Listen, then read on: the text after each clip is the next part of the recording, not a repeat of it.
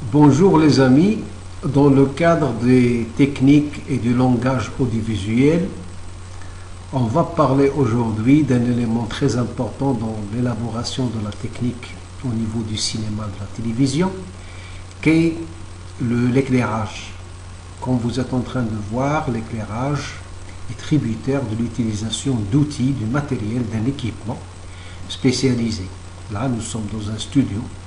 Et vous voyez un petit peu le nombre de matériel, le nombre d'instruments, tous liés à l'utilisation de l'éclairage. L'éclairage est une opération purement technique et la photo, l'image en général, est liée à l'utilisation de l'éclairage depuis la création de l'image. Voilà, ça vous rappelle la salle de l'EPAG, le studio de tournage au niveau de l'EPAG, il y a aussi des verres, les murs sont gris, et bien sûr, ce studio, comme le nôtre d'ailleurs, sont équipés d'un matériel adéquat pour pouvoir assurer la meilleure image possible. L'éclairage, bien sûr, plus il est réussi, plus il donne une meilleure image. Et il y a des gens spécialisés dans le domaine, on les appelle les éclairagistes. Bien sûr, il y a des études assez poussées pour pouvoir maîtriser un petit peu la technique de l'éclairage. Ça s'enseigne comme dans des écoles de formation audiovisuelle, dans des écoles spécialisées. L'éclairage est un élément important dans la formation. L'éclairage a pris une dimension importante à partir des années 20 en Allemagne. Nous avons déjà consacré un cours à l'expressionnisme allemand et nous avons vu que l'éclairage était un élément très important sur lequel reposaient les cinéastes de cette époque.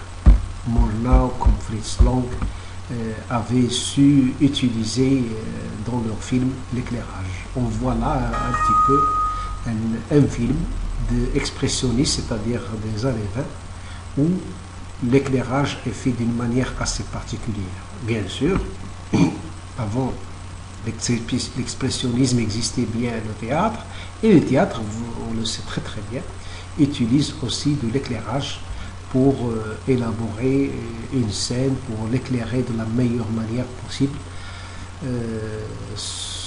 selon la vision du metteur en scène.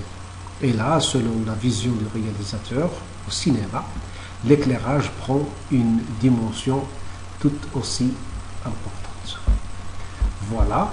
L'éclairage, on sait très bien que durant l'expressionnisme allemand, durant cette époque, on avait fait des films qui ont été marqués par l'éclairage. Ce sont des films d'horreur, par exemple.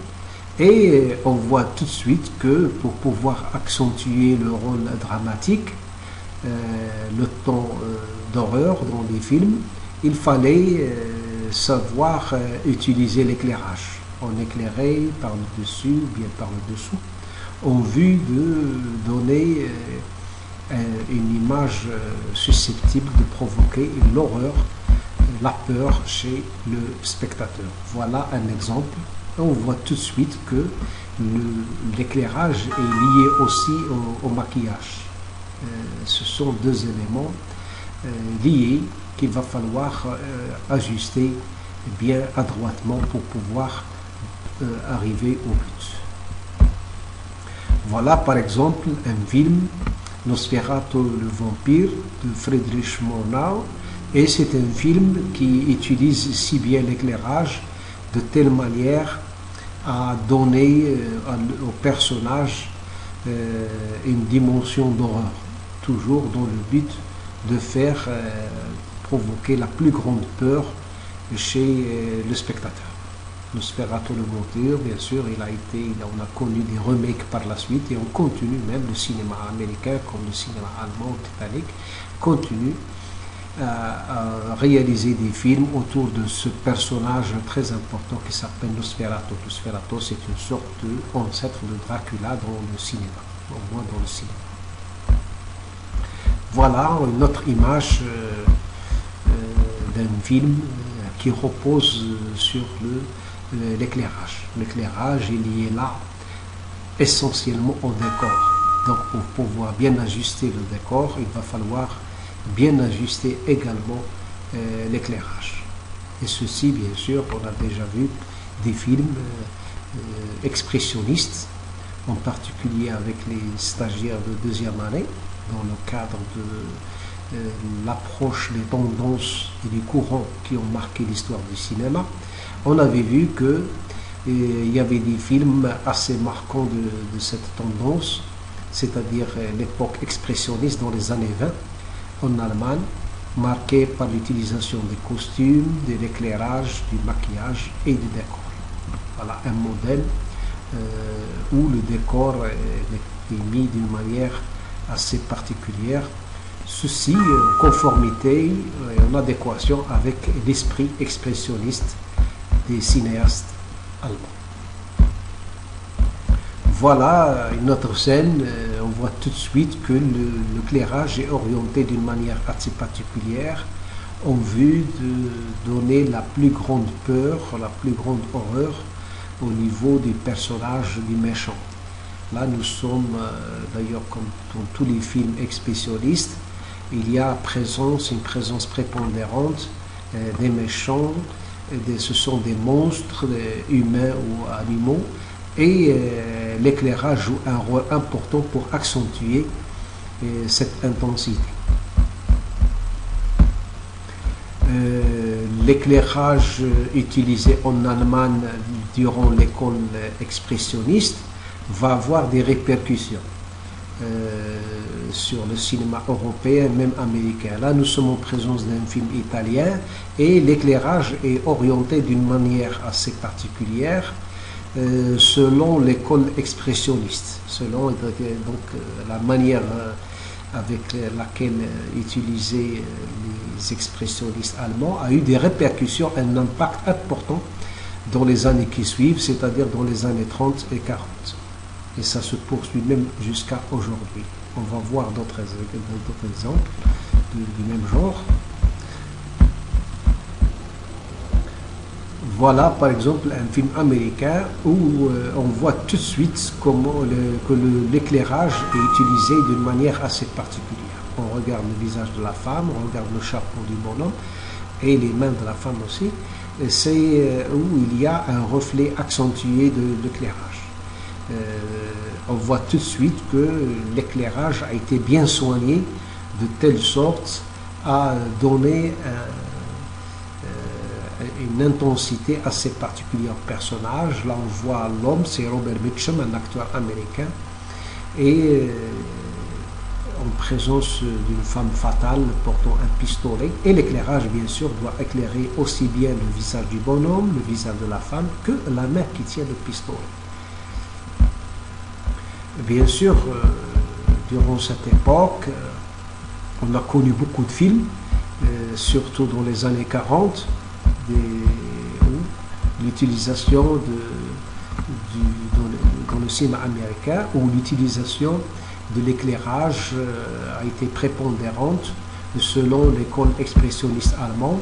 Et là, on voit tout de suite que, selon cette image-là, que l'éclairage est utilisé d'une manière assez particulière et l'homme est saisi, que vous voyez là, l'homme est saisi en contre-jour, sachant que même le contre-jour va être étudié par la suite au niveau de l'éclairage. Voilà un film célèbre, c'est Casablanca, 1942 de Michael Curtis, un film qui évoque bien sûr la ville de Casablanca, il évoque le Maroc. Et on voit tout de suite que l'éclairage a été bien soigné durant tout le film, réalisé par Michael Curtis en 1940.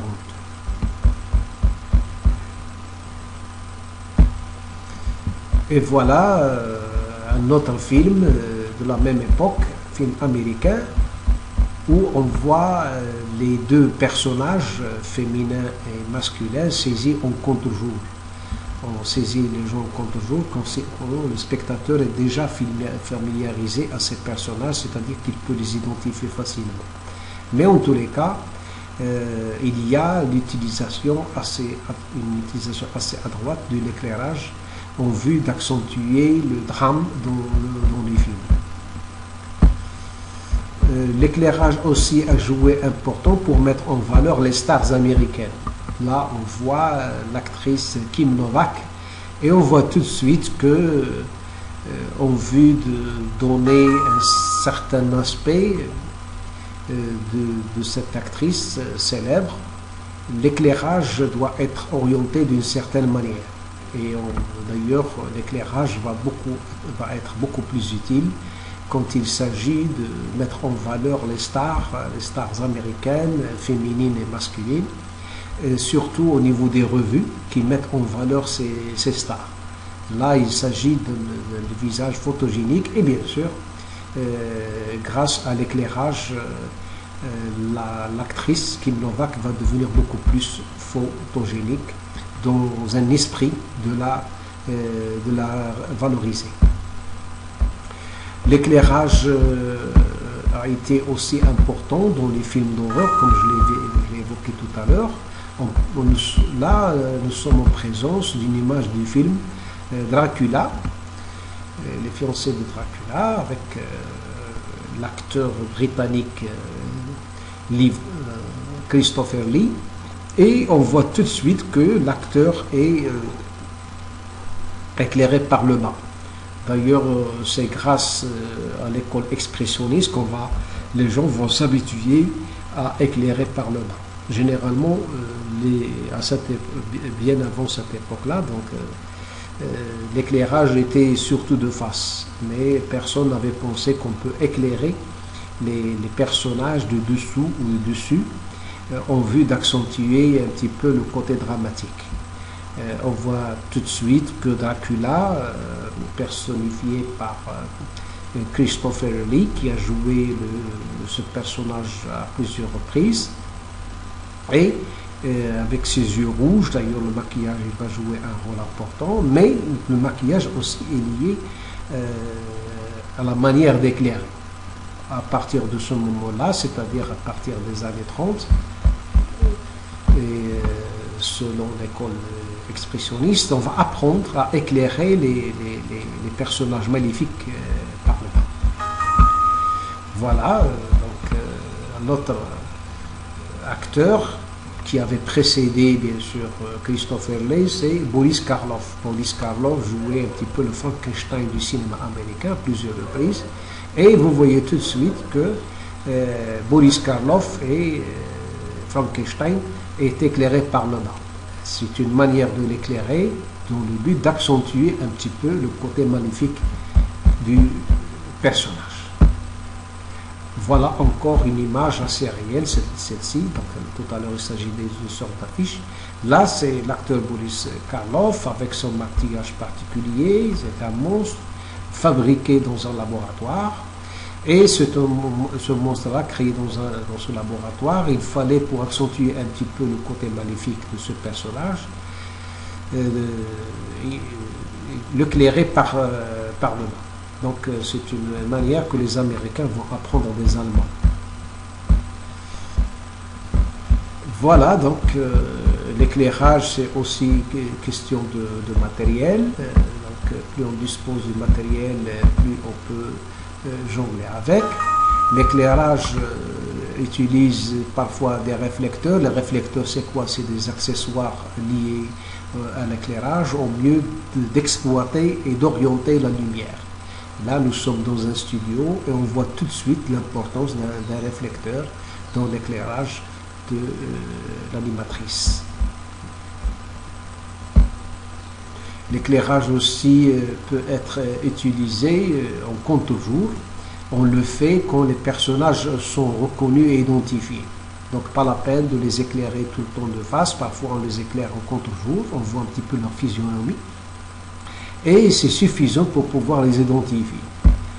comme dans ce film-là, avec son képi, avec sa cigarette, avec sa tenue, le personnage est horrifié, et on peut, sans problème, sans gêne, l'éclairer en contre-jour. On ne voit pas très bien ses visages, plutôt tout est sombre parce qu'il est saisi en contre-jour. Voilà, on revient un petit peu à la première scène pour insister davantage sur l'éclairage. C'est des cours techniques, purement techniques, mais la technique doit être au service du langage comme nous venons de le voir. À une prochaine leçon et à très bientôt. Merci pour votre attention.